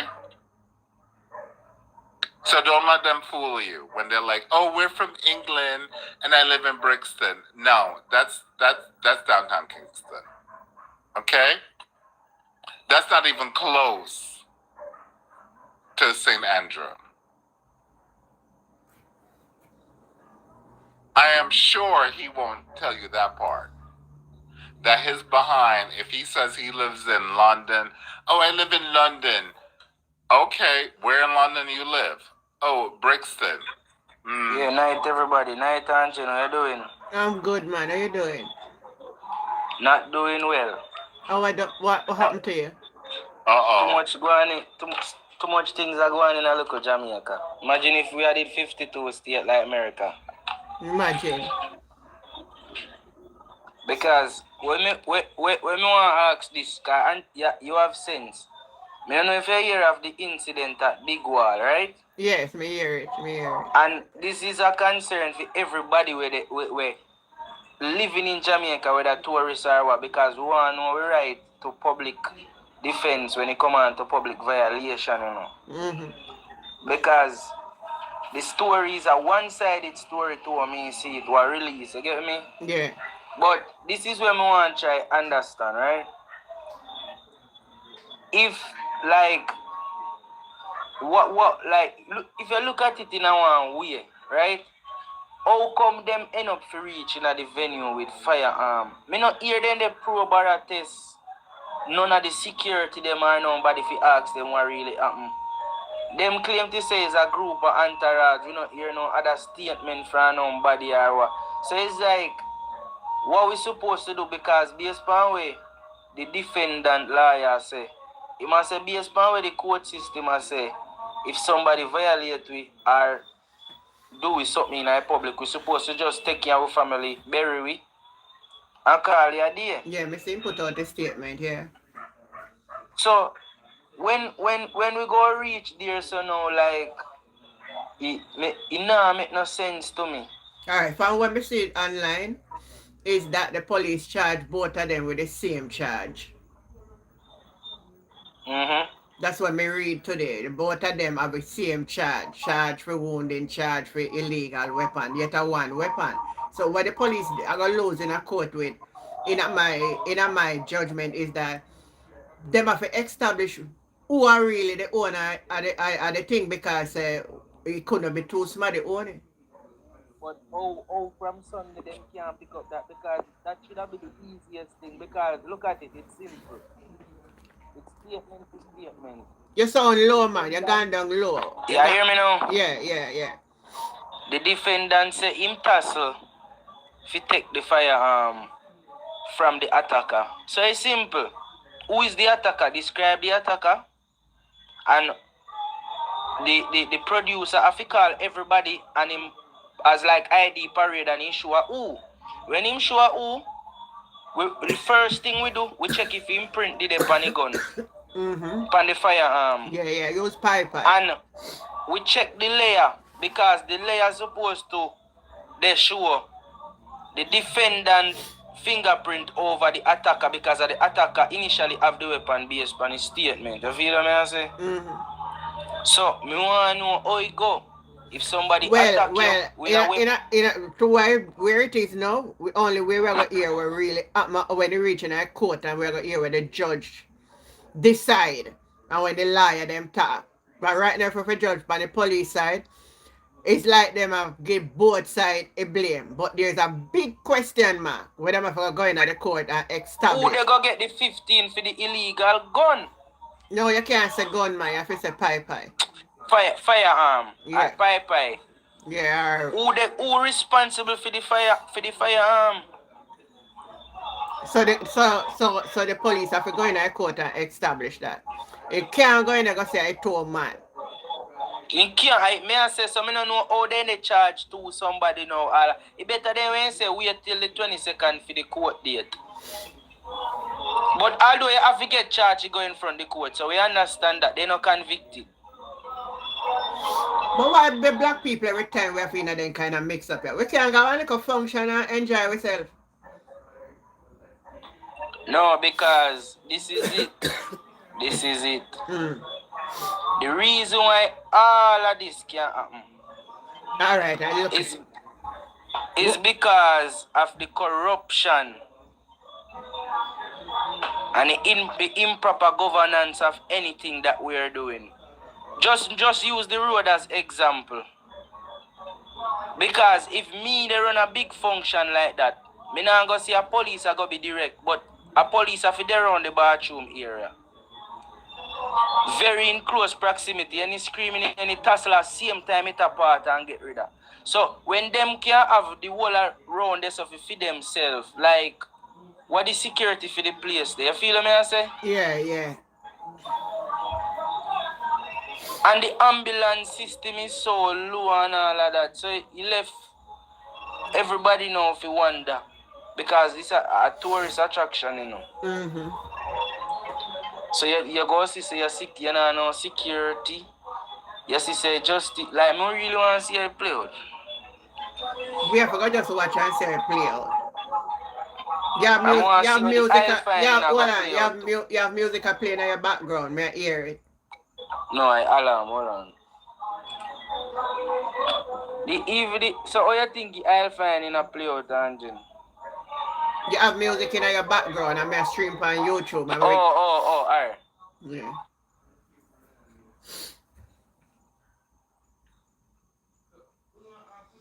Alright, me I gonna listen to Portland Spice when we finish, but not for tonight because the battery are run low.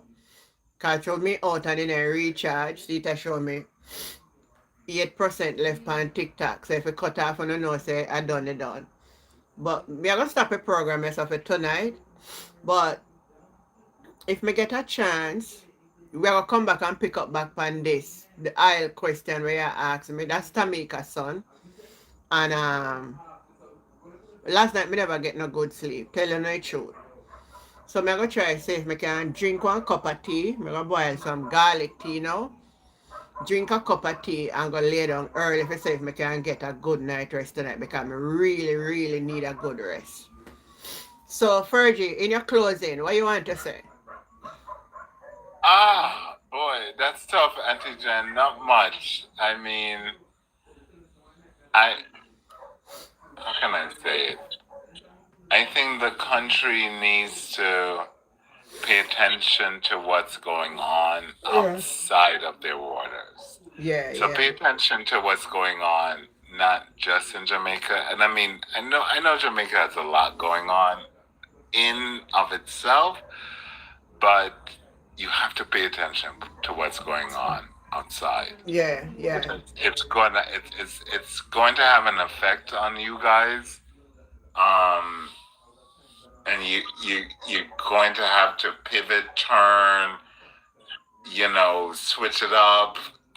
Us Jamaicans, we know how to figure it out. If we got to figure it out, we as Jamaicans, we know how to do it. And you're going to have to do it. Unfortunately, you're going to have to do it.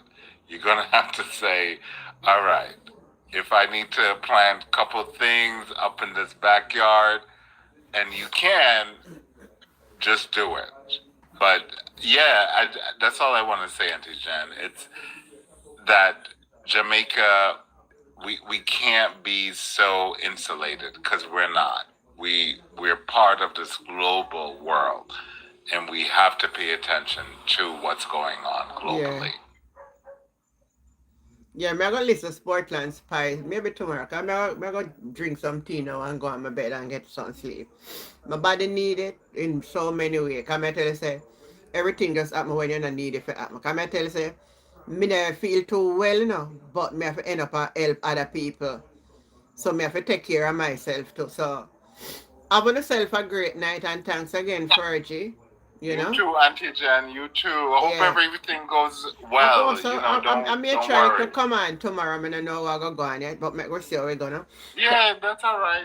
Yeah, man. So have yourself a great night. Can Henry, as usual, thank you for tapping up for me. God bless you. Bye. Bye, everybody on TikTok. Love you. Thank you for staying on.